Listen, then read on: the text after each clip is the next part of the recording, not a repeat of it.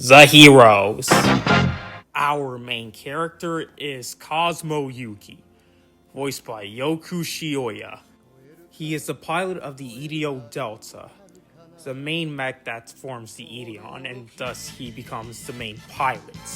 He is quite hot-headed at times, but he's quite a dependable crewmate on the solo ship. It takes him a while to get him motivated enough to fight the Buff Clan, our villains, but when he gets there, he gets there. Overall, he's a very interesting character to watch. His voice actor, Yoku Shioya, is best known for voicing Jinpei, aka G4, in Gatchaman. Next up is Kasha Imhoff, voiced by the late Fuyumi Shiraishi, best known for voicing Mirai Yashima in Gundam, and also Ivan Whiskey in the 1960s Cyborg 009 anime. Kasha is extremely hot-headed, though a good pilot. She is also most critical of the character Corolla, whom we'll go into a bit later. She tends to get better towards the end of the series, but I ended up not liking her as much as many of the other heroes. Sometimes she tended to get a bit annoying and managed to get on my nerves a couple of times. She is the main pilot of the Ideo Buster or Soul Amber. I still managed to like her as a character. So next up we have Moera Fatima, voiced by Hideki Sasaki. He tends to chastise a younger member of the solo ship named Fard for not being strong enough, and for being a wimp. His harsh treatment of Fard comes to the dismay of a nurse named Repo, who Moera has a crush on, and is only trying to toughen up Fard to raise her up. And that's the only thing I can say about his personality, is that he's down bad. He is the main pilot of the Ideo Nova, or Soul Vanir, succeeding Best Jordan. Speaking of, Best Jordan! Best known for voicing Shotaro Kaneda in Iron Man number 28 FX, and Ben from Silver Fang. Jordan is commander of the solo ship, and he is a pretty stern commander. He occasionally gets into squabbles with Cosmo, though they tend to cooperate really well. He also develops feelings for Corolla, which will become very important, especially later on. Since Corolla is a member of the Buff Clan, this is met with a lot of opposition on and off the ship, especially back on Earth.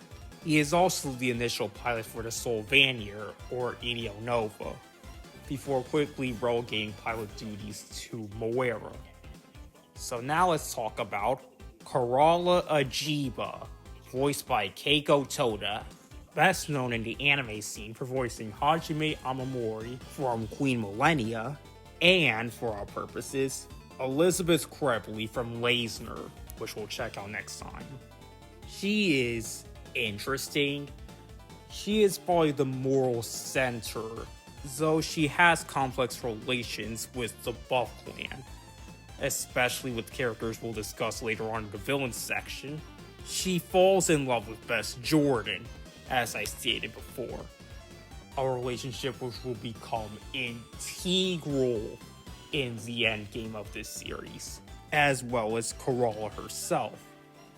I like her, she's an okay character. I just wish she would have had more depth to her. And finally we have Cheryl Formosa, voiced by the late Yo Inoue, best known for being the first voice of Yami Bakura in Yu-Gi-Oh! Duel Monsters, and even better known for being Sayla Mask from Gundam. Cheryl was an interesting character. She initially reminds me of the stereotypical popular girl in high school. You know, like you'd see in those 90s or 2000s films. Although she is a linguistics scholar, whose primary interest is studying the Ideon and its energy source, the Ide, and the Ide's infinite energy. However, she forms good relationships with the other crewmates, and even some people on Earth and in the Buff Clan. But I'm getting too far ahead of myself. She tends to have a disdain towards Earth and authority, especially with events that'll happen later on. So let's move on to the villains. The villains are the Buff Clan, another species of human from the Buff homeworld, which they call Earth. They are mostly led by the supreme commander of their military, Doba Ajiba, voiced by the late Tako Ishimori, best known for voicing Sengoku from One Piece. Doba, during his time on the show, tends to be particularly hard-headed, and he's shown to have very little care for anybody else other than himself, not even excluding his own daughters. Mainly because he wanted a son to carry his legacy. He doesn't show up until way at the end, like near the final episode at the end. So there is not much to say about him. However, he is a big part in how the conflict escalates further. So he's a pretty good antagonist. Next up is his daughter, Harulu Ajiba, voiced by Yoko Asagami, best known for voicing Yuki Mori from Space Battleship Yamato, and Sayako Nogami from City Hunter. Harulu in particular annoyed me a lot due to her personality and petty issues with her sister, making her a pretty good hateable villain. She also tends to be a lot more stuck up than most of the other villains, though she has characterization in her reuniting with an ex-lover named Aram Zuba, who would get a whole portion of the series to him being a big threat. A good example of a hateable moment from Harulu is when she tears off Corral's clothes, revealing her bare chest to Harulu's soldiers to laugh at. This was also in front of Best, by the way. Moving on, we have Gijay Zaral, voiced by Kazuo Hayashi, best known in the tokusatsu scene for voicing Biohunter Silva from Bioman. Gijay is easily my favorite of the villains, as he is a samurai-style code, and is also a pretty interesting character overall. He also wants to learn more about the Ide and its mysteries.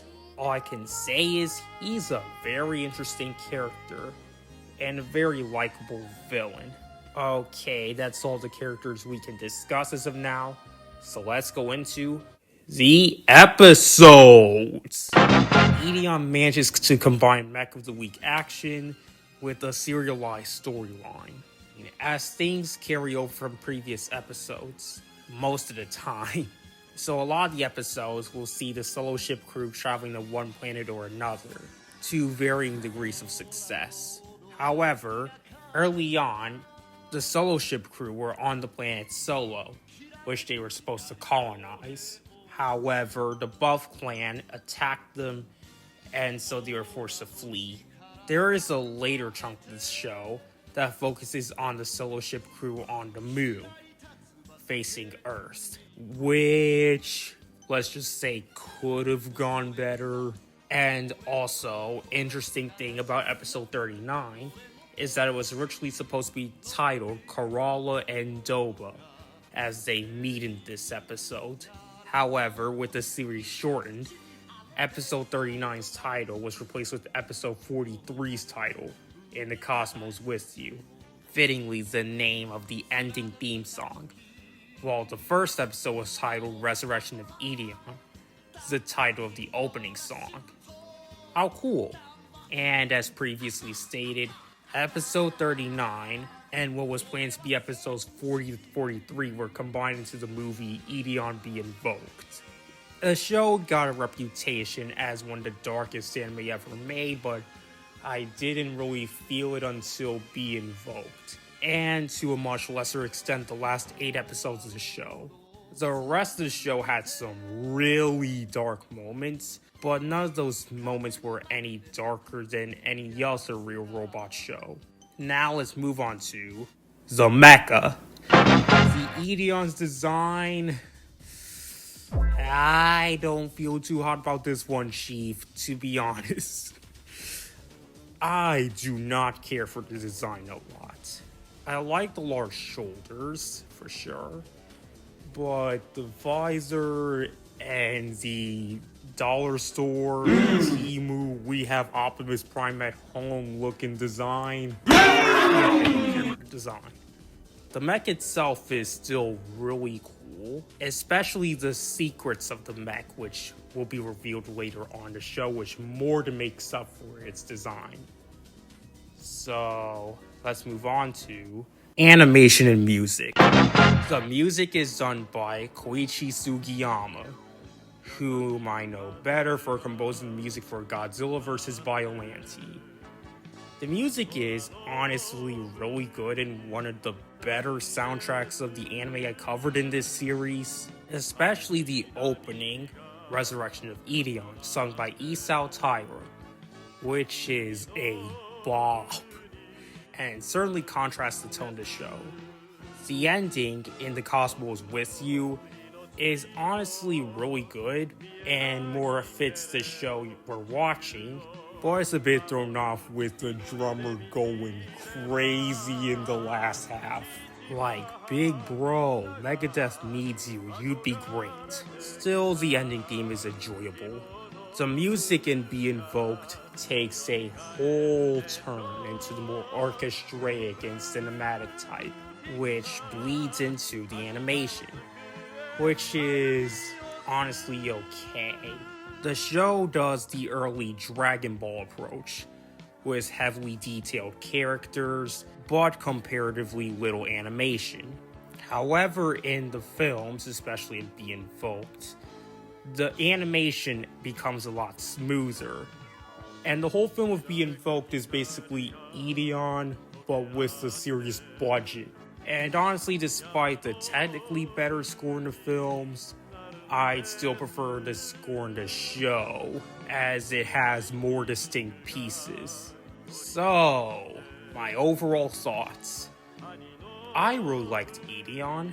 I enjoyed it a lot.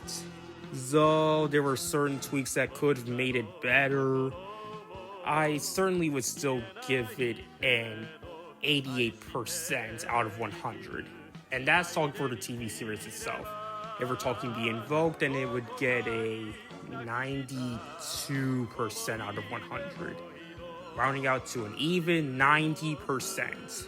I still found Bottoms to be a better and darker show due to its more complex themes, and Bottoms was darker due to stuff like the sheer level of corruption in many of the authorities in that series' universe, as well as a sense of eternal war.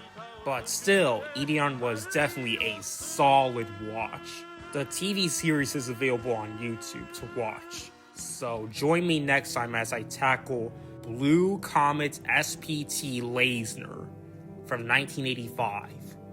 So like, subscribe, and comment down below. And in the meantime, later fools.